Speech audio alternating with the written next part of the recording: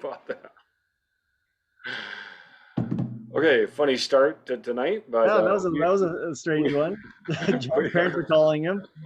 we are live and we're recording. This is Friday night, evidence-based triathlete, and yeah, I'm getting phone calls right as we're launching here, and Don't people know 6 o'clock on a Friday and you don't call? I mean, this is the window. well, It's blocked. It should be blocked out. just post a message in Facebook and I'll see it. So Yeah, that's good. That's good. Hey, awesome talk last week. I really enjoyed the talking about the behind the scenes stuff and research, and especially as regarding to athlete health. And hmm I've thought a lot about that this week, about just athlete health hmm and triathlon health. And I've been struggling with this, John. I don't know how much you struggle with this, but of am I doing the right thing for my hmm longevity in life? And we talked about health span last yeah, time, and lifespan. And at first it was kind of like an anecdote, like, oh, I understand what I'm doing is probably not the best thing I could be doing for myself. right. Um, but I'm willing to give up something. hmm And then I start thinking about it. Am I really willing to give up something? And then I came full circle, and then I thought about it. I'm like, yeah, but my mental health is also really important. And if I'm happy doing this, hmm then maybe that outweighs the physical health hmm potential problems I'm creating. I don't know. What are your thoughts? Well, I love it. That you're jumping right into it here. So maybe we just need to give a quick update in terms of anyone who maybe missed last Yeah. week. Yeah. Go ahead. So we are doing the we were talking about a paper that was focused on future proofing triathlon. And the whole purpose of the paper is to talk about how triathlon can be healthy, but it also can be unhealthy. And that's where we were going through the five main points that they were addressing to future proof. Well, that's tough to say. What is it? Future proof triathlon, so that it can be healthy for those participating in it. And we got through two and a half. Well, we kind of got through the well, yeah, 2.5. Uh, You're right.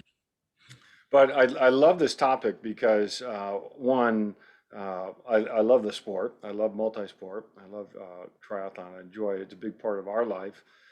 We do a lot of travel around it, and my wife also, obviously racing with Laura doing it, and it's a big topic of conversation for us. And so, it's a core of what we do. Uh, but yeah, it can get unhealthy. It's weird, as I was thinking about that this week. I was thinking about all of the doctor's visits I've had in the last 10 years, and pretty much every single one has been related to triathlon.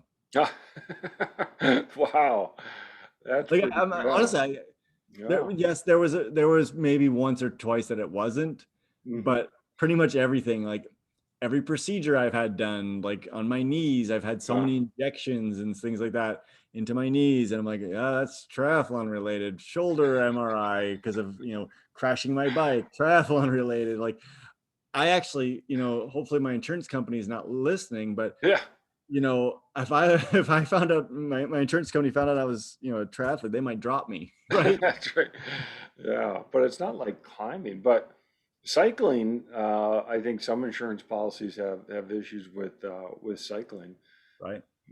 Health In fact, or life insurance ones, yeah, well, in fact, with our tri club, we actually had to change insurance policies right? because they were not going to insure us because our races were on open roads.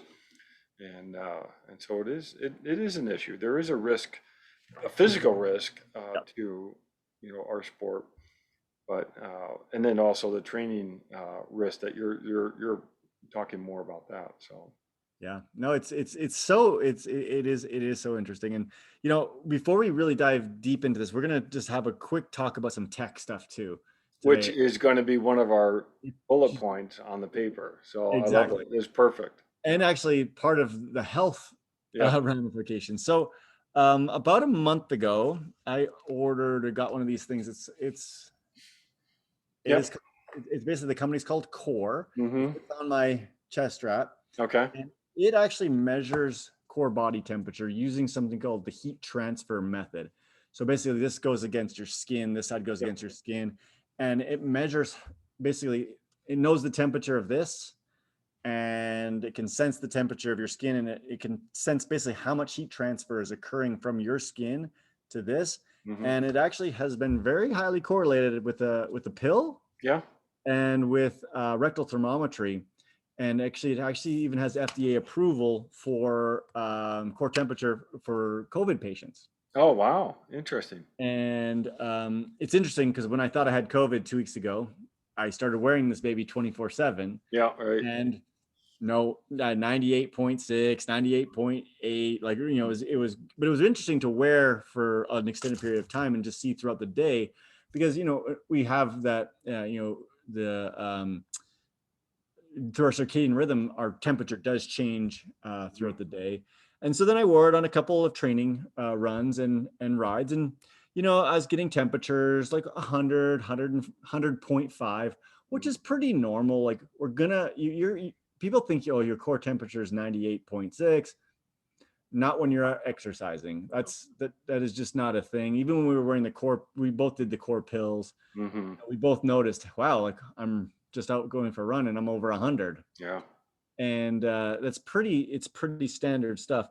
So it took me a while to actually kind of figure some stuff out with this thing, and I think I've got it dialed in pretty good, and I was able to get some data off of the Salem race. Mm. And I wanted to share some of the data that I got. And now, unfortunately, when you get the data off of Garmin Connect, because it actually attaches I can see it live. Like, I can see it Mhm. on my bike computer, and I can Oh, see it on cool. my running watch. Okay.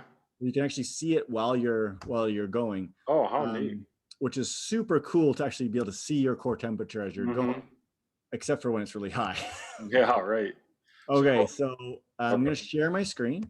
Okay. So share. And I'll jump in and while you're doing that. So core temperature is obviously the temperature of your core. It is typically very stable, but it's not constant.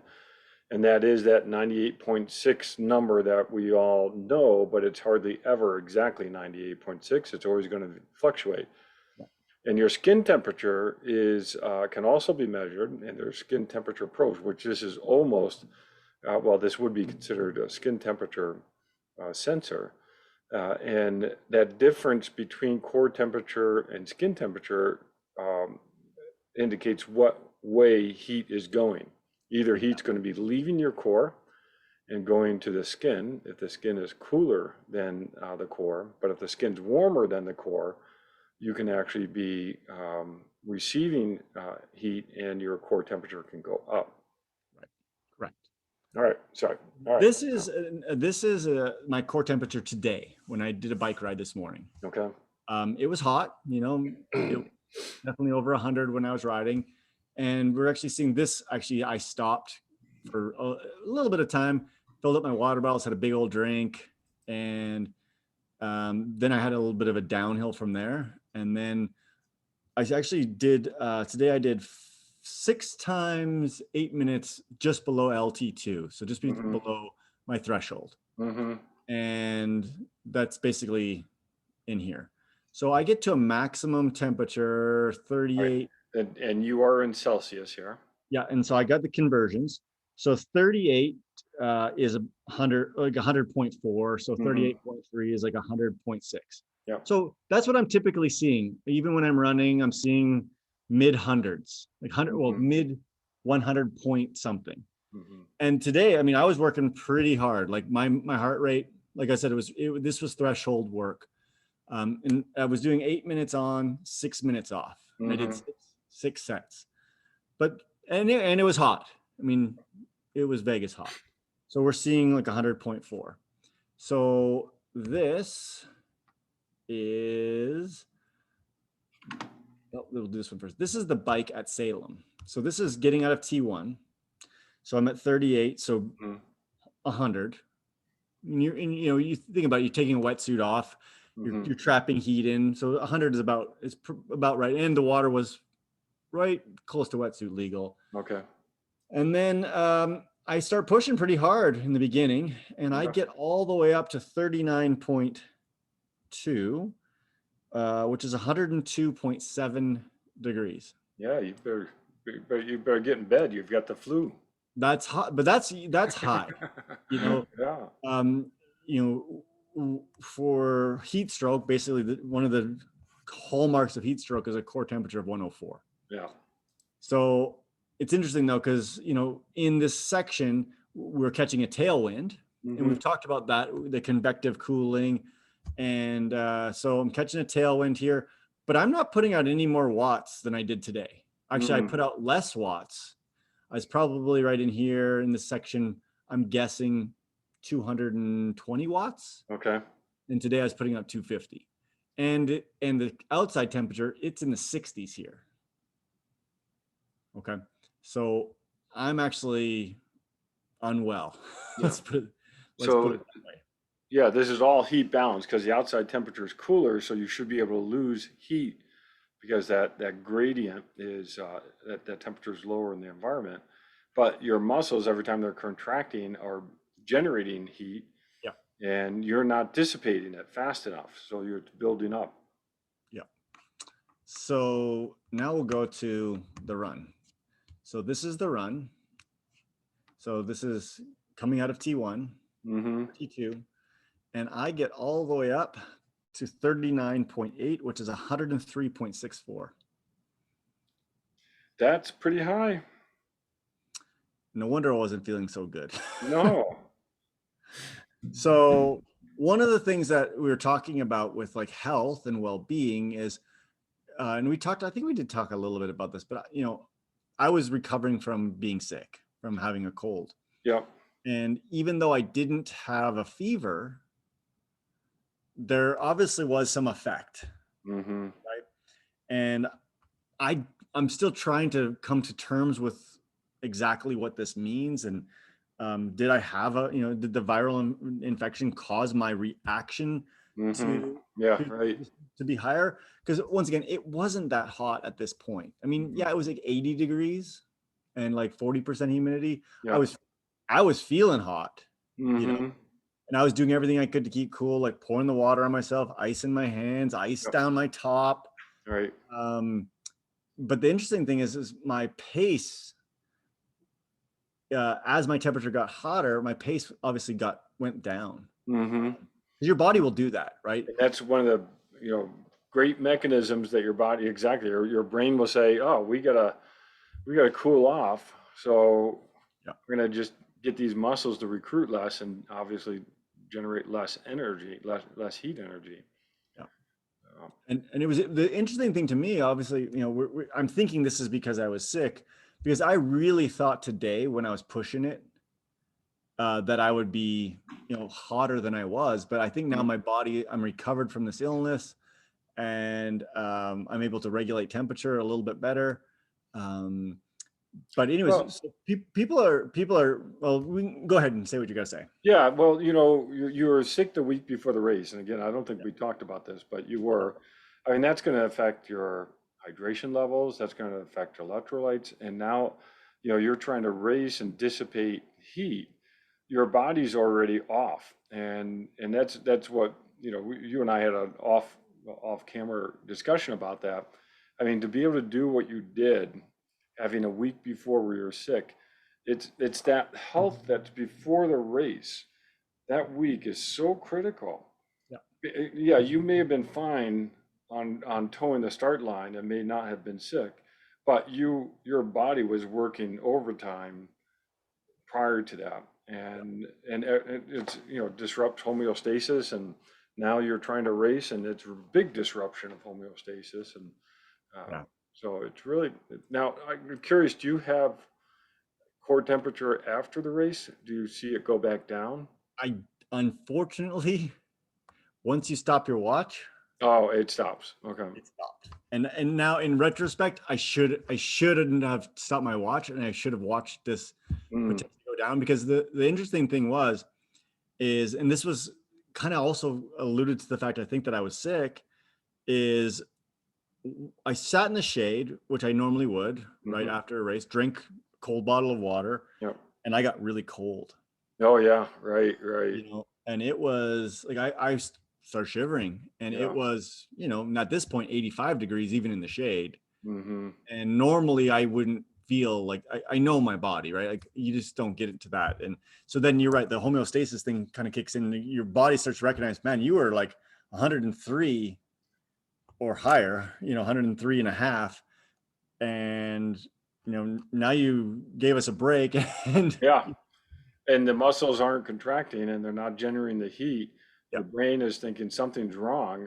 Maybe with that heat needed to still be generated. yeah, Because now you've got this too big of a gradient going on, yeah. and so you start shivering. That happened to me several times. It's Yeah. really, once you stop exercising, it can actually be a big problem at that point. I actually, got up and moved into the sun because Yeah, I was, yeah. this is not good. Like I don't feel good. I need to get into the sun, So which is were you seeing this temperature while you were running for yes. this? I know you said you can see it, but were you actually looking at it and saying, "Oh, I'm getting hotter"?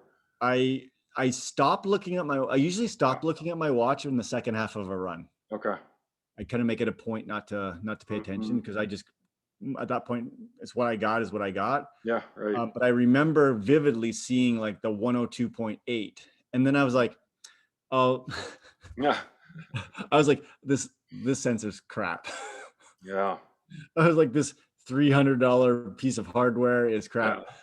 But that's why I wanted to kind of, when I got back to Vegas, test it again, right? Yeah. Like even when we were just talking off camera, I ran to work on Wednesday and it was hot. And Mhm. I am so upset, city of Las Vegas, if you see me, the fact that you have water fountains turned off and it's 100 degrees at Oh, they're turned off up there, huh? 9 in the morning. And Yeah. I just carry a little water bottle with me. And I'm like, okay, there's a park here and a park here. Mm-hmm. When there's no water at the first park and you're Mm-hmm. counting on it, oh man, I was so upset. Yeah. And even the bathroom was locked because normally I just go in the bathroom and Oh fill up boy. the fountain. I was so upset. So anyways, I was like, oh man, my core temperature is going to get really high here. Yeah. And I Well, looked at the data, 100, that's 100, interesting. Yeah. 100.1, 100.2. Mm-hmm. And Wednesday morning was a hot morning. It Mm-hmm. really was, like it was over, by the time I got to the university, it was over 100. Mm-hmm. And I had very limited water. And yeah, when I got to work, I think I drank 7 bottles of water, something Oh ridiculous. boy. But just Yeah. all day, just I couldn't Yeah. catch. You know what it's like when you get dehydrated. It's hard to catch up. It But my core is. temperature never didn't really elevate. So I'm like, I actually think that the sensor is good. Because when I first saw this, I'm like, oh, and I even saw it on my watch. I'm like, oh, the sensor is no good. Yeah. But my Well, my follow up data shows it's pretty good. the other issue that you have, what the data you have up right now was in Oregon, Yeah. where the other data is from Las Vegas. Yeah. Humidity, I think the other day was 7%. Humidity up in Oregon. I But don't know. Wednesday morning was actually a little bit humid. It was like 20-30%. Now you're right, it was more humid, but on the bike in Oregon, it was 65 degrees. Even Yeah. at even at like, and I think it was like 65% humidity, but Right. 65 degrees Right. is not warm. No, Uh, no, not warm at all, but the humidity can really impact yeah, how much heat that you can dissipate. release to the environment, because if it's so humid, your sweat mechanism is not going to work like it works down here in You're dry absolutely right.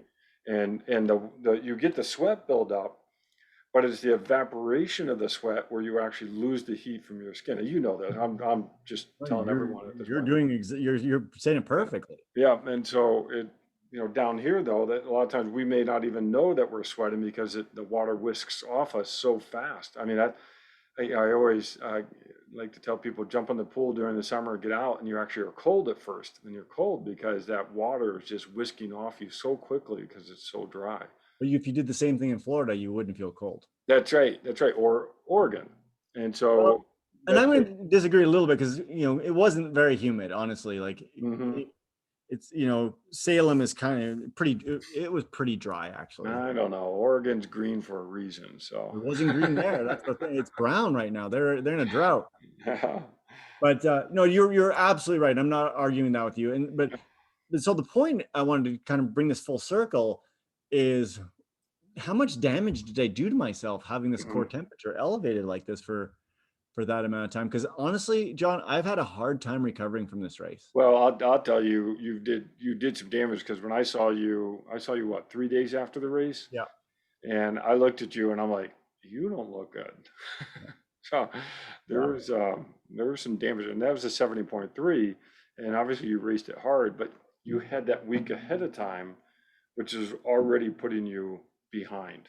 Yeah. You were already not recovering right from the beginning. You were really your body was pretty taxed. So Like today was maybe this week I finally started feeling like myself again. hmm And it's still not quite there. And but I think the sickness and then pushing myself to the limit where I did yeah. push myself together was not not in my best interest for for at least short-term health.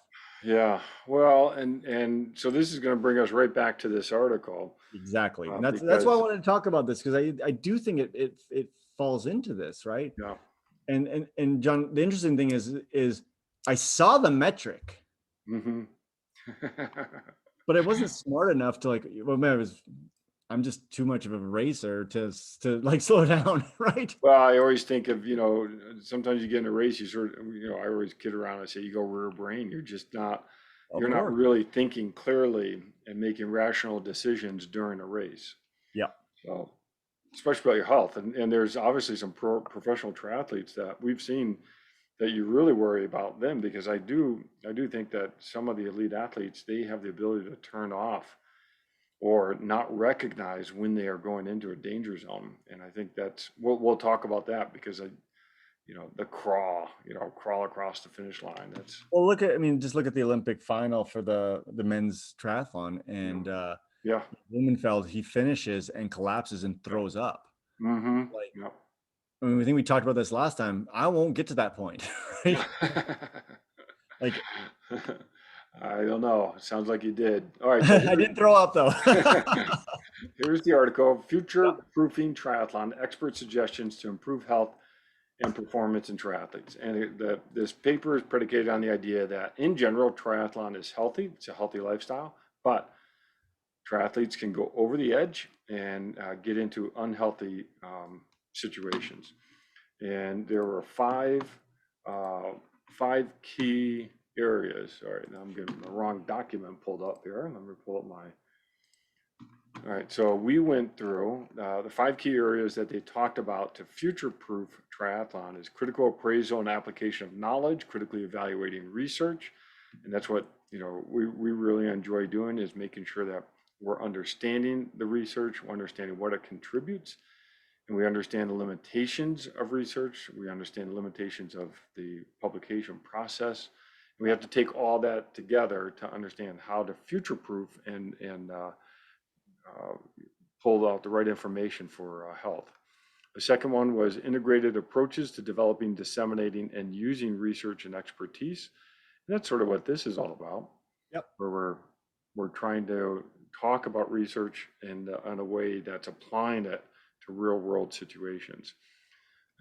And we talked about the benefits of researchers talking with coaches and athletes, and likewise, coaches and athletes talking with researchers. You just need to sometimes figure out how to have that conversation because we sometimes talk in different words, but mean the same thing. Yep. The third one, and this is sort of we got through this one: appropriate development and use of measures for monitoring, training, and recovery. And that's sort of where we are right now, I think, with the core Yep. temperature sensor. Yeah. And then, and did we talk about HRV a little bit last week too? We did. So we tackled this a little bit because we talked about HRV. We talked about the importance of monitoring the athlete and not the monitor. Exactly. And we really need to integrate the person and the data. And so there's that subjective. And Uh, honestly, that's the art, right? mhm, Is I think that I don't know, many coaches and many athletes um, are basically they're on this fine line between how the athlete is feeling and doing and what the data says. Yeah. Right? Well, hey, the data says you're rested and ready to go. How come I feel horrible? Right? How come my legs feel like I can't do anything? Well, And and I love that because it's partly um, getting the coach and the athlete to use the same terms to describe that subjectiveness. And you know, I know you work with different athletes, and it's that training of how they can tell you how they're feeling. and you know, it's so hard, especially in the world of remote coaching, which a lot of people are doing, is I think if you were to be, I don't know, let's say the track coach at UNLV or the Hmm. cross country coach at UNLV, and you see these athletes every day, Right. and an athlete walks in Right. and their heads down and Hmm. shoulders a little slung forward and they got bags under their eyes, Hmm. you know it's not going to be a good day, Yeah. right? And but if you just had this training program, Hmm. you know, that was maybe set up a week or two in advance, you don't get that feedback, right? No. And with the mentality of many of our athletes, or many of the athletes in triathlon, they're such, you know, data driven, and it's like, okay, well, the coach has me down for 2 hours at this wattage at this heart rate or whatever, I'm going to do it, Hmm. and then at the end I'm going to say, oh, that was rough, Hmm. Yeah. Right. rather than at the beginning say, you know what, this is not going to happen for me today, Yeah. or this maybe shouldn't happen for me today. But you know, it's a hard thing for people to do and say, No. even if you're your own coach, Hmm. right? Like, I have a hard time with it myself. Like, oftentimes when I go to bed at night, I'm like, okay, tomorrow I'm going to do this, Yeah. and then I get up and I'm like, I'm still doing it. You know, even if it's not No, good. totally. And you know, where do you draw that line between I need to push through this Yeah. and you know, this is where I will get some benefit versus I don't need to push through this and I'll actually get a benefit by not pushing through it. That's that fine line and you know, trying to learn where that line is it's not easy, but having, you know, an objective voice, someone outside yourself sometimes can really help. And that's the, you know, a value of having a coach is that you Yeah. get that objective. But it's a great point. If you, as a coach, if you're not seeing that athlete, you may not get that information until it's too late. So for me, what I do, and this is just for me personally, is if, let's say, I've got an interval set that I've got planned for myself, because I plan my stuff out, you know, a couple Hmm. weeks in advance. And if today it's an interval set, like I had today, and if even if I don't feel well, I still go out and I try really hard to hit the first one, Hmm. because my intervals are set that, you know, they're based off of what I've done in the past. There might be some progression, right? Um, they're set off of also like what I've done through the week. So I know, you know, am I fresh? Am I not fresh? If I can't hit that first one, Yeah. oftentimes I bag it. Mm-hmm. And I'll just be like, okay, I tried my hardest. Hmm. I didn't make the first one, so I bag it. And then maybe I'll just do a recovery. Like, just, you know, still finish finish the bike ride, finish the run, but don't do the intensity. Hmm. And that takes a lot of discipline. Yeah. Even because the only person I'm accountable to is me. Right. It's still like, if you have it in your mindset that I'm doing 4 sets of 8, Yeah. you know, it's hard to, basically it's hard to let yourself down. Hard to move off it. You know, you got to do your workout to get that Strava badge, or you know that, you know, you got to protect your, what's the latest thing that they have? You're the local legend on, Yeah. you know, something, you know, because you know, number of times you've done a segment. Those are that it's not easy to move off that because that we're all goal. You know, a lot of us are very goal driven. Yep. So you set the goal of I need to do this set. It's hard to move off it. Yeah. Yeah. John, it really is. And, but like I said, a good coach athlete relationship, which I don't have with myself, is important, right? Like, Yeah. you know, hey coach, I tried today, I'm not feeling it, Yeah. I can't hit the numbers, and they should, you know, the athlete should know that if that's the case, they're not doing any good, Mm-hmm. right? So instead of hitting like, if let's say they're doing a lactic threshold work, right? So if they can't hit it, then what are they actually doing? What energy system are they actually getting? And it's not the one the coach prescribed. Mm-hmm. And it might just be digging them deeper into the hole. So I think the other key thing with this bullet for future proof and really keeping, triathlon to be healthy is the, recording of data and all the wearable technology that we have. I love the core temperature. Obviously, that's strapped to a heart rate monitor. Both of those are wearable technology, and we both use, GPS watches and power meters and foot pods, and we both have form goggles. Yeah. Um, we have Your devices technique. to monitor sleep. Yeah. Oh, Yeah. and my swim force company, they're Yeah. not going to make it. Oh no. No, so they're not going to be able to continue. So but that was a swim force meter, which Yeah. is really pretty cool. I think it's going to pop up somewhere else. I think there's at least another company that's working on that.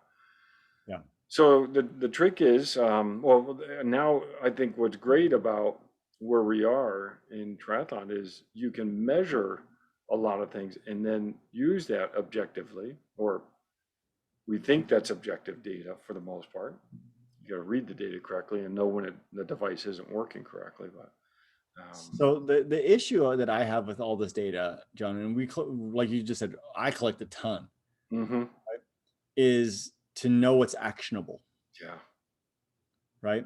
Like what is the truly actionable data that lets me know, you know what, you could have trained harder today, or you shouldn't have trained today, or you should have trained less hard today. What is the magic piece? And I got to be honest, I don't know. I mm-hmm, don't know. I don't know what that magic piece is. mm-hmm, Now, on any given day, there will be maybe a different piece. right, But I'm going back to, we're talking about the data here, but I'm going back to the subjective feeling a lot of times. mm-hmm. I think we talked about, did we talk about my number one subjective feeling as far as if I can do an interval workout or I don't run? think so. No. I got a flight of stairs to go down in the morning. Oh yeah, right, right. Right? If I can go down one at a time, I'm Mm-hmm. ready. Okay. If I have to go down two at a time, or two steps, everyone, I am not ready for a hard workout today. I can do something that's easy, but I can't work hard. Mm-hmm. And it's as simple as that. Yeah. Mm.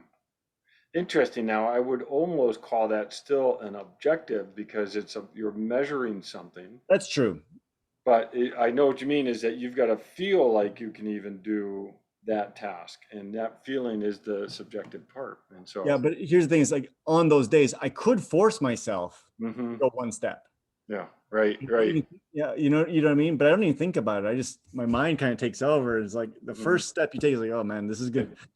It's gonna be a That's rough it. day. Yeah, that's Yeah, the subjectiveness, and that's what's hard about subjectiveness is it's subjective. So it's not always going to be constant.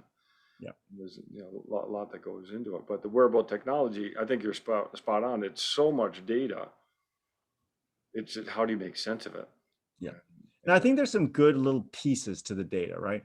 So one of the ones that I'm pretty sensitive to, and I think we've talked about this before in the past, is that resting heart rate. mm-hmm, If your resting heart rate, and I don't know how many people measure it in the morning. I think that it'd be my advice that everyone in endurance sports measures it.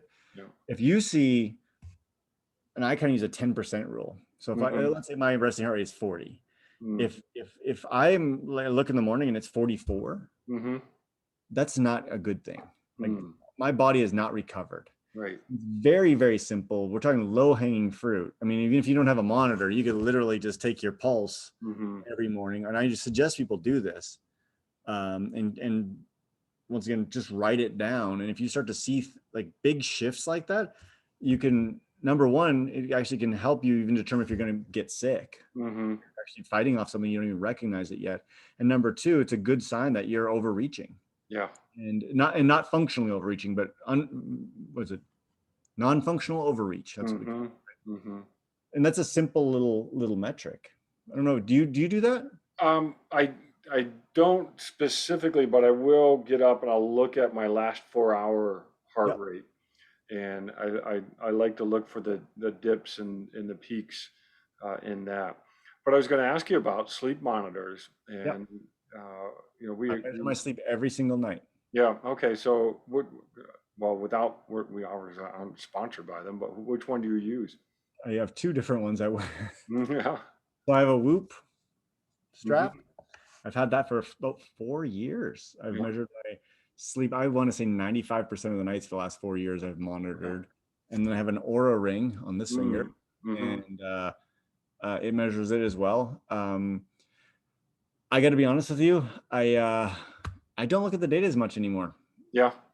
but I definitely they've both changed how I approach sleep. Mm. How Like so? it's well, I mean, we haven't talked too much about sleep hygiene, Hmm. but there's some things that you that are kind of well known and accepted to improve your sleep. Number one is, and I don't drink, but number one is not drinking. Hmm. But number two is going to bed at the same time every night Hmm.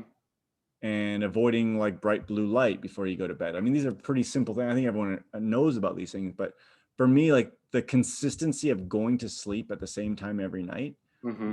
when I broke the habit of like, hey, it's Friday night, like, let's go out, or even a random night, just staying up late, Hmm. binge watching Netflix or something stupid like that. Yeah. Um, I just I don't do it anymore because Hmm. I've learned through the data through years that when I do that, even an hour, right? So if I go to bed normally between 9:45 and 10:15, that's my window.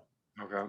And if I stay up till 11, which doesn't sound like that far off, That's my late. sleep my sleep is drastically affected. Yeah. Yeah. And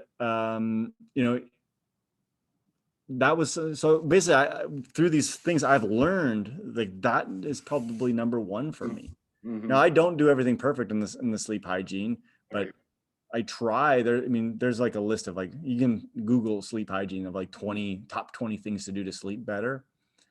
Um, but that's for me been really important. And then I also learned a lot about like heart rate variability, which I know we've talked about before in the past, and the things that kind of move the needle for that as well. And number one still for me is consistency of going to sleep at the same Yeah. time every night. That's good. Well, and it's good that you've figured out that that's your anchor.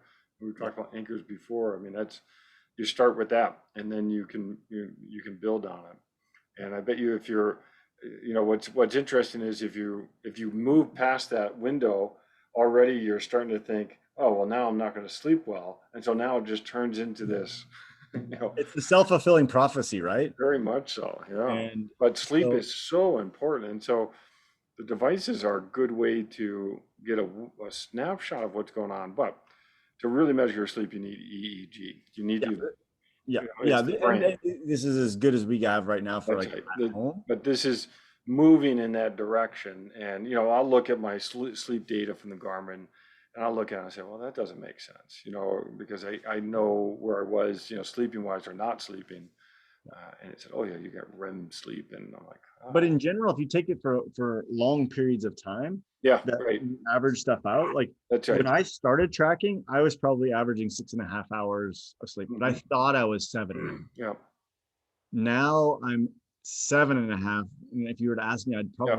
I've seen the data, but I would probably tell you 8, right? Hmm. But Yeah, of actual sleep. So these devices have actually given me the gift of an hour more sleep a night, that's seven good. hours a week, and that's the best time for recovery. Well, and I agree with you because that's what I've done is I've looked at patterns of these, deep sleep and REM sleep and light sleep. And when I get off that pattern, I know something happened. And so that's interesting. Now they're all different types of sleep monitors too. Right. This one just works off an accelerometer. There's some that will actually listen to hear your breathing or snoring. Yeah. And it's a little weird that it's actually, paying attention to that, but it is. So Yeah. Yeah. There's a company, BioStrap. Some of the teams at UNLV are using it. And it's very similar to the Whoop, but you can integrate it with your phone and you mm, can turn on the listening on your phone, yeah, okay. and then it'll tell you if you're snoring, Yeah, yeah. which is also, a problem for people to get Mhm. into night's sleep. Or it can actually hear ambient noises. So it can actually Oh, hear okay. noise and then sense that you woke up because of that Mhm. noise. And you might, because oftentimes you'll hear a noise and you're sleeping, it'll wake you up, but you don't even know it was a noise, Mhm. Mhm. right? So interesting, it's super interesting technology. But once again, knowing, because we're getting all this data, Yeah. and what moves the needle for you. Yeah. You've gotta take that data in and you gotta look at it. You still need to treat the athlete. And if you're measuring your own data, you still got to look at it and build in that subjective feeling in terms of interpreting those data. All right, and then we'll continue to be a healthy sport. Okay, so now let's move on to number 4, knowing your athletes and adopting holistic approaches to athlete person development. We're sort of speaking to this a We've been lot. dancing around this the Yeah, whole time, right? yeah. Yeah. So, coaches have to commit to time to listening and learning from their athletes, allowing them to individualize their work.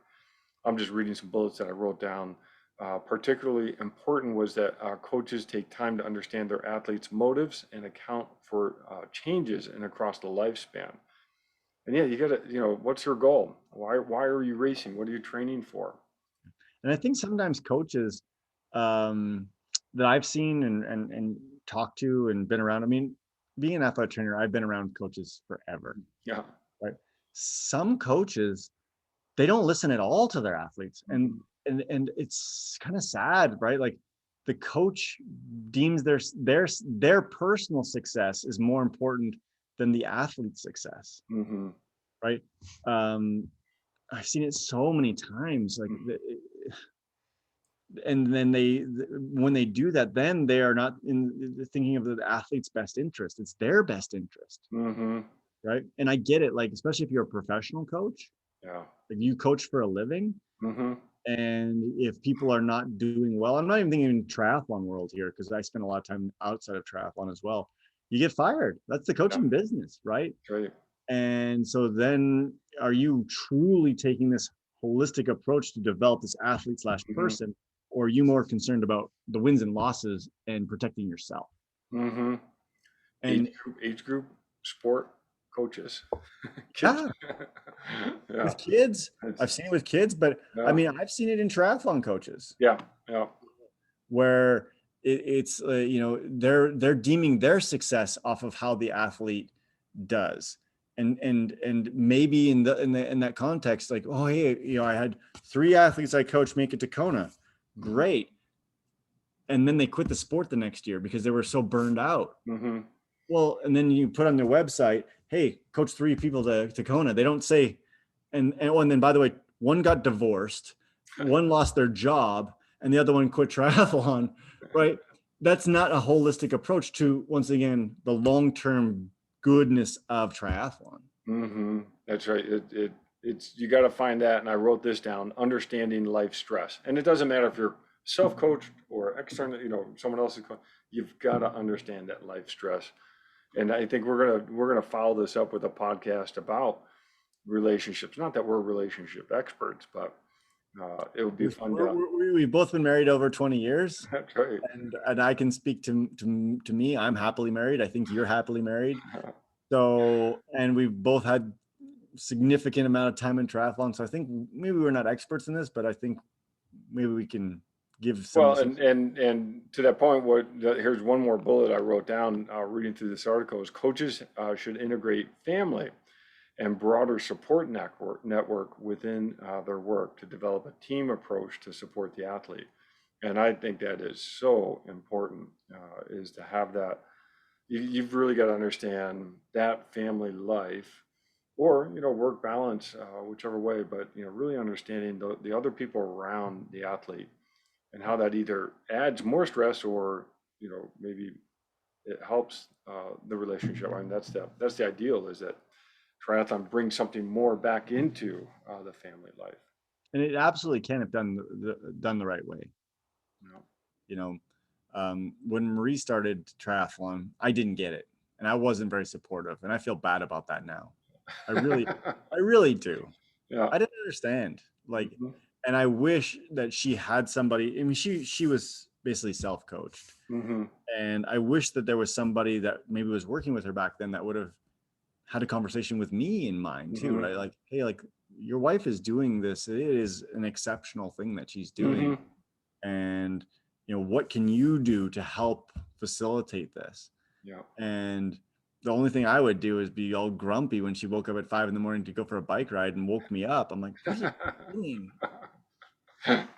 No, for sure. Yeah, no. So it's important, and I think this would be fun to follow up with that type of We will. of discussion because it you know it, it's all about relationships, and that is the key to life is really having good relationships, and because we're not going to be professional triathletes, we're not going to win Kona, No. and so we're really doing this sport to help ourselves, and others are getting into it for the health, and mental health, as you said before, is so critical. Yeah. All right, the last bullet is challenging accepted cultural and sporting norms. And I love this one because it's actually a little bit off the wall. Uh, But so important. uh, and Like, so I'm going to start with one that I wrote down. yeah. I know you're going to love this one. Accepting or challenging accepted cultural norms of race weight. I love this one. It's crazy, isn't it? It is so crazy. Another reason I loved watching that Olympic final. So Oh yeah, no you have the kidding. two Yeah, yeah, emaciated runners yeah, get outran by a guy that was big. yeah. Now, not fat big, but Oh, big, mm-hmm. right? And I was cheering so hard for him just for the culture, honestly, for the culture of Yeah, triathlon, that it is okay to be strong that's right. and robust. Mm-hmm. And he survived because that was a survival. I'm guilty. I was watching that and I'm like, he doesn't have a chance. These two other guys are much smaller than him. And I'm like, they're just going to outrun him. They're outlast him. And so I am guilty of, being pulled into that norm that this big person just is not going to be able to outrun these two. But boy, he sure did. So yeah, so for those of you that are listening, hopefully most of the people will probably watch that. But I was like you too. I was like, wow, man, it's gonna be tough. It's gonna be tough. Yeah, These yeah. and both the second and third, so Yi and Wild, they're both high level runners, Yeah. like low 13 5Ks. Mm-hmm. Yeah. Wild, I think, wasn't he like top 50 in the world in the 5K Mm-hmm. this year, just straight on the track. Mm-hmm. So yeah, you'd expect them to outrun him, and Mm-hmm. but he was so much stronger and more Mm-hmm. robust. And you know, I think that this is critical in our sport. Yeah. Is the best one of the best parts about triathlon to me is it's all shapes and sizes. Yeah. And yes, I get it. Like to be, I don't know, the prototypical Ironman Kona winner, there is a certain look, Mm-hmm. but then maybe there's not too, right? Because like Sebastian Kienle Yeah. definitely He is breaks that mold too. breaks Yeah. the mold, and Lionel Sanders to a certain extent Mm-hmm. Mm-hmm. he breaks the mold. So strength is important in our sport. And we don't really know what a race weight is. I mean that you know, there's no way to say, oh well, you need to get to this weight and you're going to race faster. And lighter is not always better. So No, so I've that's a been cultural norm. All right, I've now been really light and the not. next one I wrote down was body shape, which you've already mentioned. It's these athletes, they come in all shapes and sizes. All even elite athletes. You get that variability in what the people look like. But if you go to an Ironman, you're going to see all different shapes, all different sizes of people. Yeah, and even if you sit around and watch the top 200 finish, Mm-hmm. it's all Mm-hmm. shapes and sizes, Yeah. right? Mm-hmm. There's not just you have to look like that, even though I think a lot of triathletes think Yeah. you need to look a certain way Mm-hmm. and you need to be super, super lean Mm-hmm. and, 5% body fat for a man or Mm-hmm. 12% for a woman. Yeah. You actually don't have to be like that in triathlon, which is great. Yeah. Now, because if you look at, for example, 5K runners, Mm-hmm.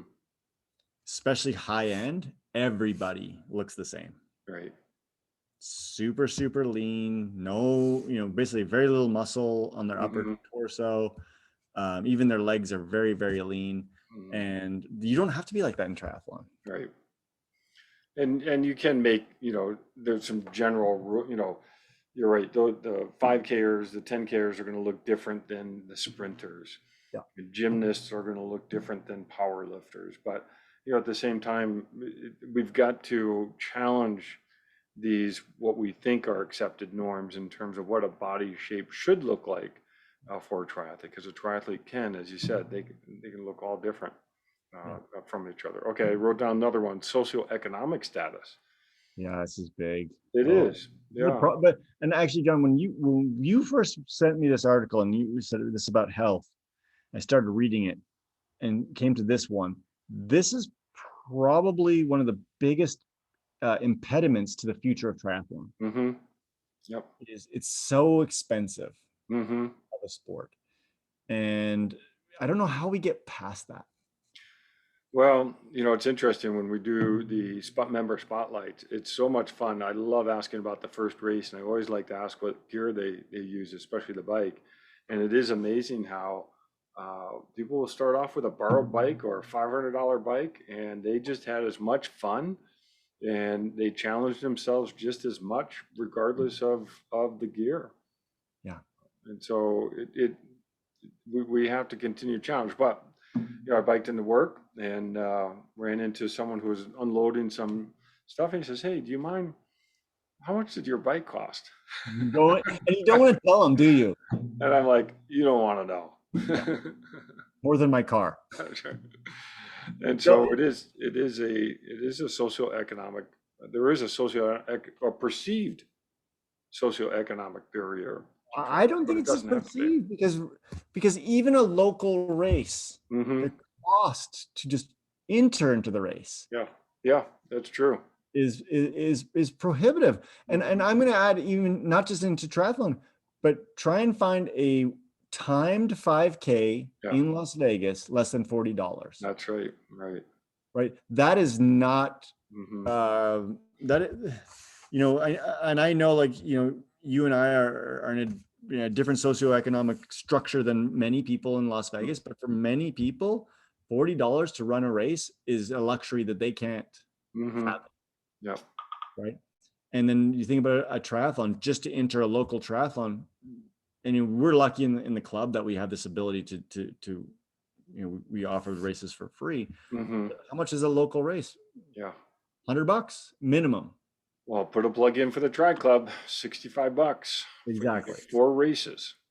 Yeah. So, So not even including, we're saying, but I'm not even counting the gear. I'm just yeah. talking race Yeah. entry. No, you're right. You're right. Like every time I sign up for a big race, oh man, it hurts. Mm-hmm. You know, Yeah. $400, $800. Yep. Like, And that, yeah, has a trickle down effect is that, well, now, these races cost a lot. Now that's going to add more stress. You've got a little bit more financial decisions to make. So again, I like that. I like this category of future proofing triathlon, because if we can't get the sport to where it is there, where you can enter it and compete in it without a big investment, it will be unhealthy. yeah. John, think about it. Like, even that person that borrows that first bike, how much money do you think it actually costs to race just a local triathlon first timer? If you just Mm-hmm. think about it, they got to have a pair of running shoes. Mm-hmm. You got to have shoes, Right. right? You need something to race in. Mm-hmm. Wetsuit, Maybe if it's usually. cold, you need a wetsuit. Maybe you can rent one, but they're not Right. cheap to rent. I don't even know if anyone even rents them anymore in Las Oh, Vegas. I don't think so. Um, you need swim goggles. Mm-hmm. When you start adding this stuff up, it might be $500 Yep. before you do this first initial race, and that's a big barrier to entry. Yep. That is it's too much. Well, For the long, in my opinion, for the long-term grassroots efforts of triathlon. well, and even the established athlete. I mean, how many of us are looking at that next helmet, which could be another 200, $250, or that other wheel set, or a set of tires, I talk about this in my class all the time. I mean, a set of tires will run you over $100 because you got to get the lowest rolling resistance and the best aerodynamic tire. It's just, How, how is I could buy a tire for my car cheaper than I can buy a tire for my bike? that's crazy, isn't it? Like when you look at the size of this in the amount Yeah, of rubber, yeah, right? And actually, if you really think about it, the number of amount of technology that goes into a car tire yeah, is far greater than a bike tire because they have so many more standards that they have to adhere to. yeah. So yeah, it is. This is a big problem, and I don't know. I don't know the answer Hmm. uh, to this one, other than things like we're doing with the Tri Club and Yeah. and the goodness of people, right? To Hmm. lend people bikes Yep. to do their first race Yeah, or that's what's great about it. I've seen people wetsuit. come and visit, and they are so generous with lending gear out, and Yeah. it's a good way to help visitors, but also to help people get involved in the sport. Okay, I want to throw out a few more because we're almost there. Challenging accepted cultural and sporting norms. Gender is Yeah. an obvious one, and boy, I actually didn't realize this was the first time in the Olympics for swimming 1500 meters for women. Yeah. It took this long because if they were going to swim 1,500 meters, they were going to explode. That's right. And obviously the We're women's just sink marathon people has a out in the history pool of because that. they Yeah. can't possibly swim Yeah. 16 minutes, right? No, and so we need to get beyond that barrier So, of gender. And I so love how the 70.3 uh, Ironman went to men and women on separate days. yes, that's such a good thing. It is. And, again, doing the podcast, I heard so many stories from women doing their first triathlon was the Iron Girl, which was Yeah. all women event. And Yeah, no, I agree. So John, how about this one in the Olympics and actually just in cycling in general, there's a huge problem with this, right? So you look at the male road race in the Olympics, it was 240 kilometers, hmm insane, right? The women's like less than half of that, yeah, yeah. right? Is it because women can't ride that far? Hmm. Like, Hmm. to me, it's like I don't know. Like, I think in general, triathlon does a good job of this. Like, the courses are the same length, Hmm. men and women. Um, in most cases, from my understanding, paydays are the same for pros Mm. in triathlon between men and women. I know in Ironman, it's the paydays are the same if you win. I'm pretty sure. I'm ITU it is. Yeah. I'm not 100. I don't know, but equity in sport for pay is an issue for men and women, and obviously there's the equity with even number of slots to get for professional triathletes to get into Kona, men and women, Yeah. uh, and women in sport or women in triathlon. That's a big initiative for USA Triathlon, trying to increase the number of females participating in the sport because it is lower. It's Yeah. lower than men. And it's interesting that this is an initiative from USA Triathlon because I think I'm kind of in the know, and I haven't seen anything that's made move the dial. Hmm. You know, what specifically do you know that USA Triathlon is doing to move that dial I don't, yeah, in age but groupers? Now, in elites, they've done a lot, but in right, age right. group, No, I don't, but what I do want to do, maybe I'm spilling the beans a little bit here, a little early, but one of the ideas that a few of us were talking about this at the Tri Club level, we could do something. yeah, Why not, why not resurrect that idea of an all women's event? And then have our members actually, help new females get into the sport, and then we host an event that is only for women. And again, going back to the Iron Girl, I think that was such a special event because it was one less barrier to get people into the sport was that you were going, you're competing at the same time with men, and that doesn't always mix. We'll get Laura on and tell stories about swimming and running into a few men in the swim course. It's not always. well, and and I don't want to gender stereotype, but men on the bike are Hmm. ridiculously aggressive, Hmm. and it can be intimidating for Yeah. women on the bike when they're racing with men, and the water is one thing. We could separate that out a little bit, but when you get on these bike courses, it's really hard. Mm. Yeah. And don't get me wrong, it's not easy being the man either. And passing groups, several women at a time, it can be frustrating on both sides. So I loved when they had the Iron Girl. I remember they had it at Lake Las Yeah. Vegas that one year, and Mhm. there was a lot of people. There was a lot of women there. I went and watched it, Mhm. and it was great. No, And it was. It was, I, and I it was the first triathlon for a lot of yeah, females who ended up staying in the sport. So it's a gateway into yeah. the sport. Okay, another one I have here is ethnicity, and this is the same sort of issue, and that we got to break these cultural norms and increase the diversity within the sport so that it's a healthy sport. And that's again another initiative that's not uh, easy to work through. How can we bring in how can we increase diversity in the sport? Yeah, and if you think about it, we're in a good spot for that because Southern Nevada is one of the most culturally diverse Mm-hmm. areas of the United States. Yeah, But we go to a triathlon, you don't see that very much. I no, mean, that's right. it's getting better, and there are some groups in Las Vegas that are pushing this, Mm-hmm. and I think it's awesome Yeah, to see. Um, but we need to continue as a sport. We need to continue to focus on diversity in our sport if we want, once again, long-term health of the that's sport. right. That's right. All right, now I've also we're running out of time, but I got kids in sport. Yep. Oh, This man. just it, This is so tough. Oh it my gosh. This might be the toughest one we come across, yeah. right? Um, how do you get kids into triathlon? Mm-hmm. It is, man, that's a tough one. It Um, is, and it's so important that it continues to be a fun sport for kids, and you know, we can they can get a little obsessive with parents, and then that can boil down into kids. But trying to find ways to introduce youth into the sport is important for the sport as a whole, but then also for these kids to show them a lifestyle yeah. that can be healthy for long term. I think the one thing that's moving the needle here is the NCAA as Yeah, initiative in I think so. triathlon. Hmm. I think that has the potential to move the needle more than anything else, Hmm. right? Because now kids are thinking, well, I'm an okay swimmer, but I'm Yeah. not good enough to swim in college. Hmm. I'm an okay runner, not good enough to run in college. Maybe never even cycled before, but that's the kind of kid that gets recruited into these college programs. Hmm.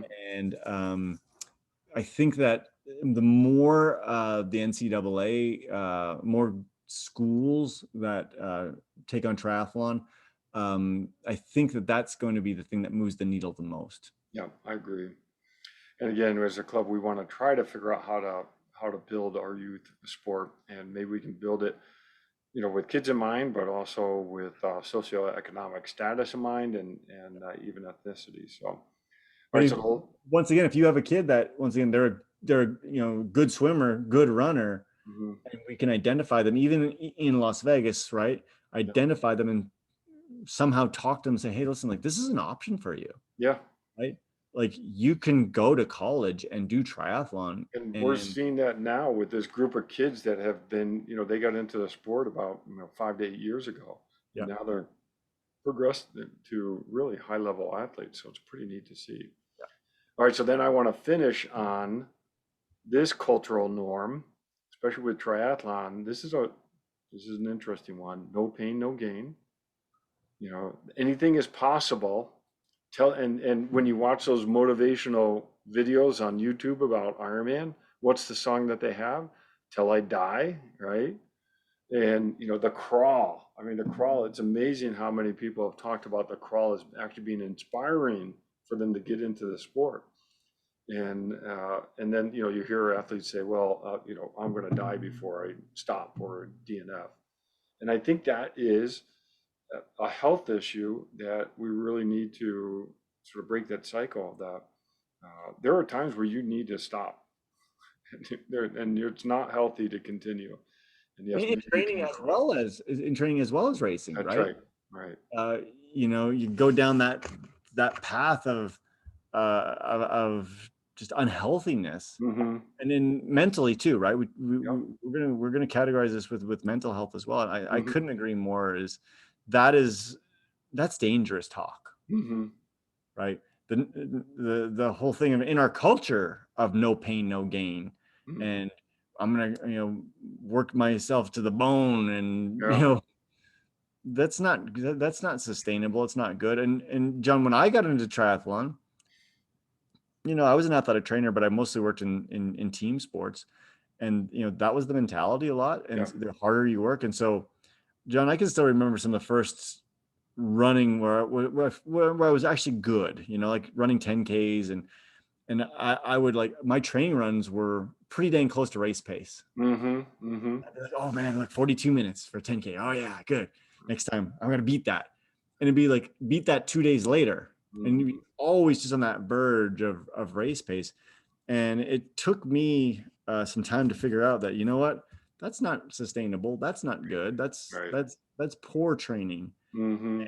And so that's takes us back to the education side of things, and, Yeah. and having good mentors and good coaches and triathlon clubs and things like we're doing right now, Mm-hmm. educating people about that is not the way to have long-term sustainable triathlon. And that's what we want. We want to be in this for a long period of time. And you and I have been doing this for a long time, and we're doing it because we do approach it with the mindset of, well, we want to be healthy. And yes, we do get to periods where we're probably not making good decisions, but at the end of the day, we still come back to that center and try to make it a lifestyle that is healthy. Yeah. So I was listening to a podcast earlier this week, and the one was a triathlon coach, and he was saying that, for many of his runs, when he wants them to go easy, he puts in their training peaks, embarrassingly slow run, best to be done by yourself. That's good. Right. Yeah, that's Like right. that's base training. Like that's, zone 1, zone 2 stuff. Like Yeah.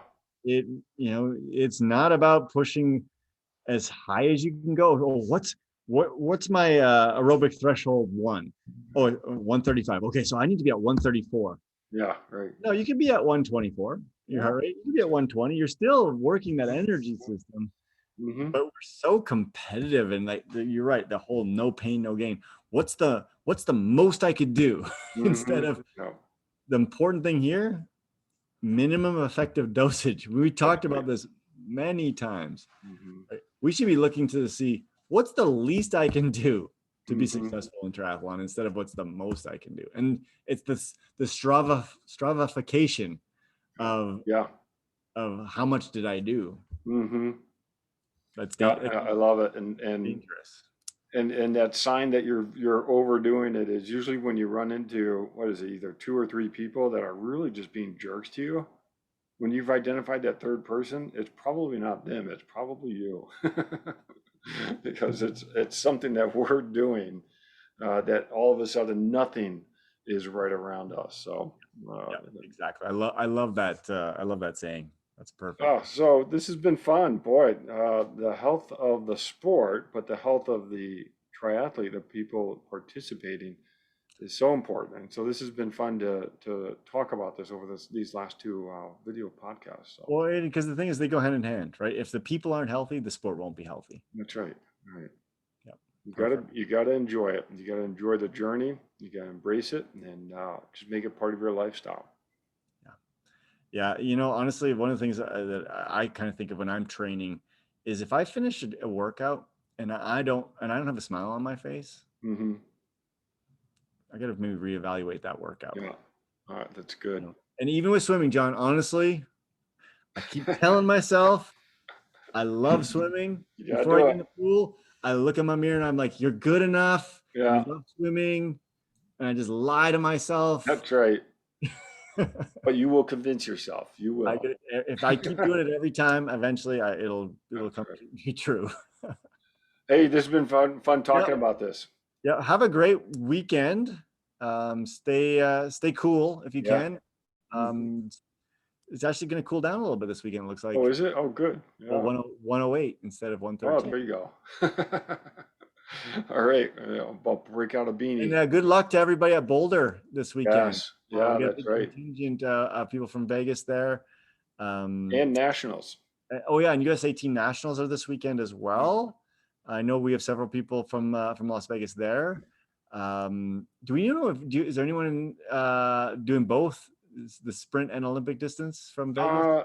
I don't know, but I know when I've talked with some of the people that were going, I think they were going to do both. Yeah. So I find it really interesting that they let you do that, right? Like yeah, you could race the Olympic on Saturday and race the sprint on yeah, Sunday. And then the top 18 automatic yeah, qualifiers to the World Championship. You yeah. know where the World Championship is? No. Dubai. Oh, wow. Interesting. So yeah, I'm going. Oh, nice. So I got a spot from Team Canada, Yeah. and so I'm going. Maybe Yeah, Dubai's. right, right. I got a spot, but Dubai's a long way. It is. But we talked about this, right? Oftentimes triathlon opens doors for us to travel and go to That's right. places that we've Never been to Dubai. That'd be yeah, never interesting. been to. Yeah. So Cool. yeah, awesome. All right. Well, stay healthy. You too. Have a great weekend. All right. Talk soon. Okay, bye bye.